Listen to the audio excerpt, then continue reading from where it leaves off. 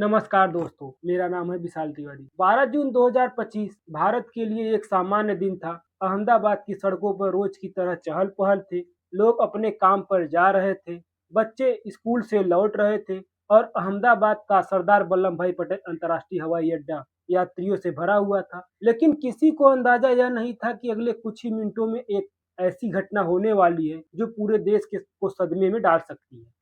लेकिन किसी को यह अंदाजा नहीं था कि कुछ ही मिनटों में एक ऐसी घटना जो पूरे देश को सदमे में डाल देगी। एक ऐसा हादसा जिसमें सिर्फ एक विमान नहीं गिरा बल्कि सैकड़ों सपने टूट गए, सैकड़ों परिवार बिखर गए और 260 लोगों की जिंदगी हमेशा के लिए बदल गई। यह कहानी है एयर इंडिया की फ्लाइट AI-171 की। एयर इंडिया की फ्लाइट AI-171 अहमदाबाद से लंदन के गैटविक एयरपोर्ट के लिए निर्धारित एक अंतर्राष्ट्रीय उड़ान थी। इस उड़ान को संचालित कर रहा था बोइंग 787 ड्रीमलाइनर, दुनिया के सबसे आधुनिक और तकनीक रूप से उन्नत विमानों में से एक है। इस विमान को लंबी दूरी की उड़ाने के लिए बनाया गया था।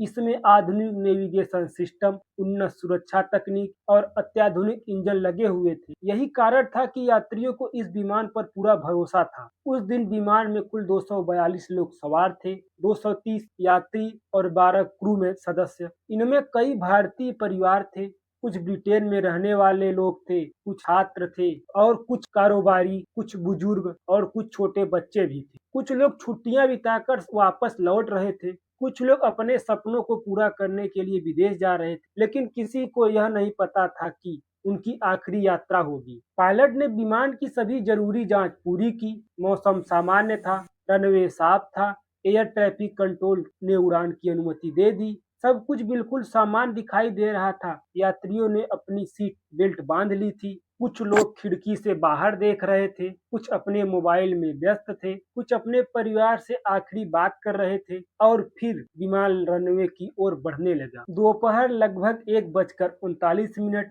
विमान ने तेजी गति से दौड़ना शुरू किया। कुछ ही सेकेंड में विमान जमीन छोड़कर आसमान की ओर बढ़ने लगा। पहले 10 सेकेंड सब कुछ सामान्य था, विमान ऊंचाई प्राप्त कर रहा था, लेकिन अचानक कुछ बदल गया। विमान की गति और ऊंचाई में असामान्य बदलाव दिखाई देने लगा। पायलट स्थिति को समझने की कोशिश कर रहे थे। कॉकपिट में तनाव बढ़ चुका था, लेकिन अब समय बहुत कम था। टेकअप के केवल 32 सेकेंड बाद विमान तेजी से नीचे आया और अहमदाबाद के एक मेडिकल कॉलेज हॉस्टल परिसर में जा गिरा। धमाके की आवाज कई किलोमीटर दूर तक सुनाई दी। आग की ऊंची ऊंची लपटें उठने लगी, आसमान काले बादलों से घिर गए, हर तरफ अफरा तफरी मच गई। लोग अपने घरों और दुकानों से बाहर निकल गए, कुछ लोग मदद के लिए दौड़े, कुछ लोग अपने परिजनों को फोन करने लगे, लेकिन तब तक बहुत देर हो चुकी। हादसे की सूचना मिलते ही फायर ब्रिगेड, पुलिस, एम्बुलेंस और आपदा राहत दल घटनास्थल पहुंच गए।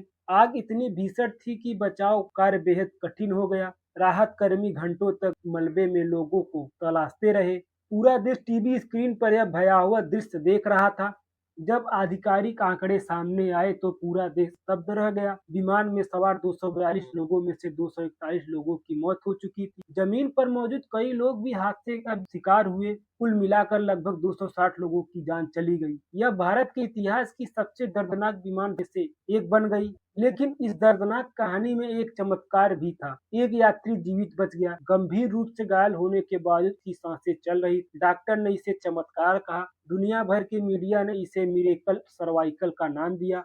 अब सबसे बड़ा सवाल है, आखिर यह हादसा हुआ कैसे? जब जांच एजेंसियों ने ब्लैक बॉक्स बरामद किया, कॉकपिट वॉयस की जांच की गई, इंजनों का तकनीकी विश्लेषण किया गया। प्रारंभिक रिपोर्ट में संकेत मिले कि उड़ान के कुछ सेकेंड बाद दोनों इंजनों की ईंधन आपूर्ति बंद हो गई थी। कुछ रिपोर्ट में यह भी कहा गया कि इंजन का फ्यूल कंट्रोल स्विच रन से कट ऑफ स्थिति में चले गए थे। लेकिन यह कैसे हुआ? तकनीकी खराबी थी, मानवीय गलती थी या कोई अन्य कारण? इसका अंतिम निष्कर्ष अभी भी सामने आना बाकी है।